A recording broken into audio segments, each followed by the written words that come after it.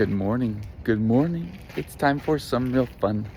All right, we're gonna walk through this property, and what impeccable timing. If you can see that barrier and that barrier, they happen to be right in front of this home because they just shut down the road, and that probably indicates that there was a big plumbing problem that was discovered. So that's good because that's not a cheap project, and they're handling it before the buyer has to. So we'll see what else is in store. From the jump, I'm noticing this giant tree. Oh, it's a gumball tree. Lucky. Just kidding. Gumballs are a nightmare. But they are, gum trees are nice and big. And then I'm gonna be calling out some things on the exterior, and then my gut tells me parking is gonna be a precious premium. You got stucco all over the exterior, which none of these were originally stucco, so usually that was floated over brick, and you never know why. Maybe it was a aesthetic choice, but maybe it was more than that. Maybe there was massive cracking or something like that. But whatever it is, it looks pretty cute. It paints easily and tends to be low maintenance as long as the moisture is not an issue or settling's not an issue. And then you got this cute style soffit that is in pretty good shape.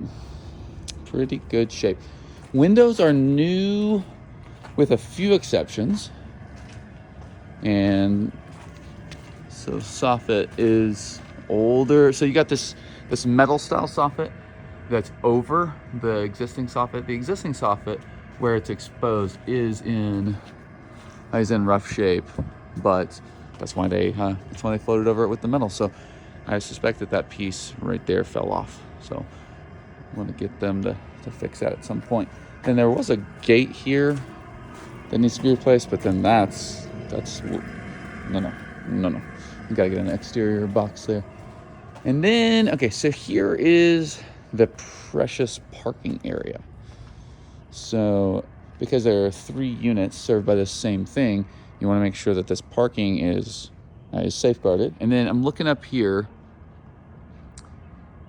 and then we got a little bit of paint needed. Looks like our roof is a bit old. Looks like the chimney stack's in pretty good shape for the age, so that's nice. But yeah, this whole like little back extension here is in pretty rough shape. We've got new concrete, which is good to see. Got a swamp cooler that's nice and accessible, so servicing should be simple. Then we got an electric line that goes back here. They've gravelled it in the past, and then this has grown up over it, which is inevitable, but could be a good opportunity in the near future to maybe put a new gravel down, but make sure to do like a big industrial grade, like weed barrier. And then you get back here, and again, I'm waiting on the codes because my showing time app isn't working, but so we've got 1 unit here, 1 here, some crawl space, storage, or the creepiest basement ever. Here, yep, creepiest basement ever. And all right, we'll jump inside. All right, jumping into the main house. We've got typical 100-year-old house. So we've got some foundation, unlevelness. We've got soaring ceilings, and they've got it nice and painted. And your floors transition looks like they probably did the best smart thing they could. They replaced some over the years, and they left the rest. So dining room is looking pretty good. Got some plaster cracks that have been patched. Again, none of this is anything out of the ordinary with this age of house.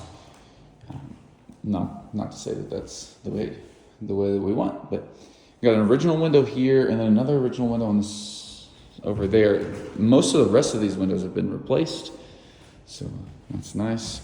We do have a supplementary window unit here, but that's clever.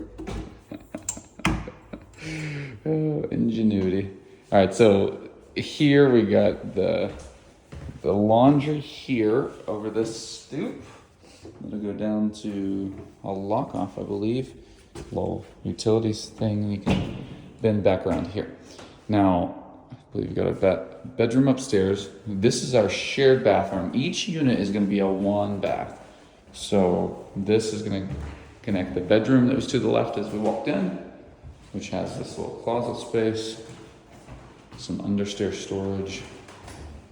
It's going to connect this with the kitchen dining room. Going up.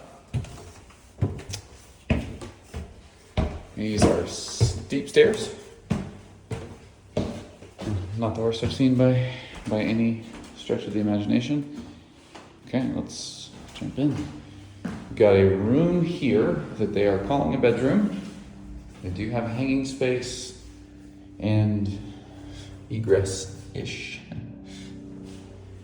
But ceiling, just for reference, is about a thick fist over my head at 6 feet on a good day. Got another bedroom up here. Another room. Original windows seem to be in very good condition. No closet here, so that's a consideration.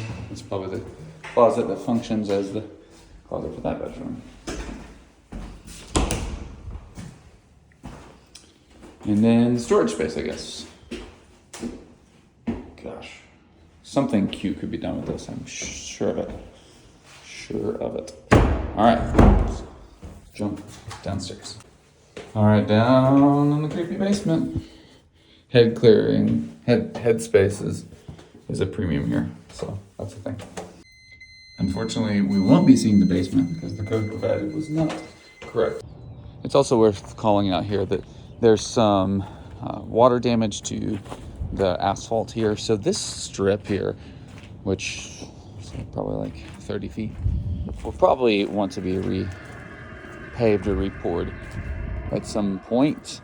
And then there's the rest of this. So I'd check it out and factor that into the costs for the near future. Okay, inside this back house here's a unit. So inside this unit, it looks like they were operating this as a short-term rental. And you've got kitchen, call it a kitchenette. I don't know, you got everything. And then they're set up to be kind of like bare bones, very poor performing, but very cheap short-term rental. So looks like it's all auxiliary heat and air, and it's pretty cold in here right now. I'm not sure how effective the heat is. Gotta cover that up during the winter, but it must be off right now. So they got this lined up. And the bathrooms are the cutest part so far. They got this on pull chain. Man, I would imagine putting a occupancy sensor would be a smart thing.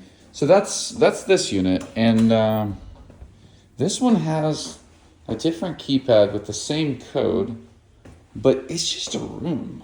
So I can't imagine what they were doing. Like, were they just doing private room, like that category of rental? Or were they offering this as a second bedroom to attach to that?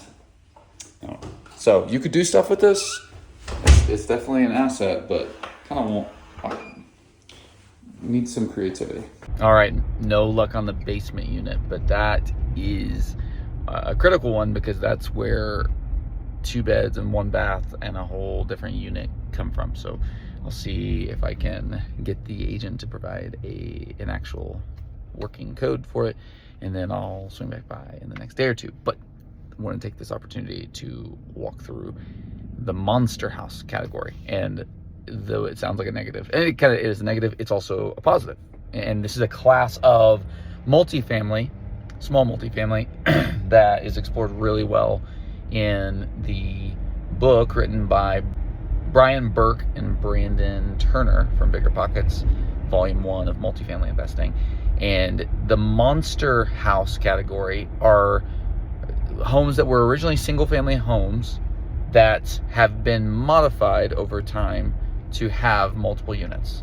And they're called monster houses because they're not in zoning that complies with multifamily. They're not surrounded by multifamily. And in fact, you could probably turn each one of them back to single family pretty easily.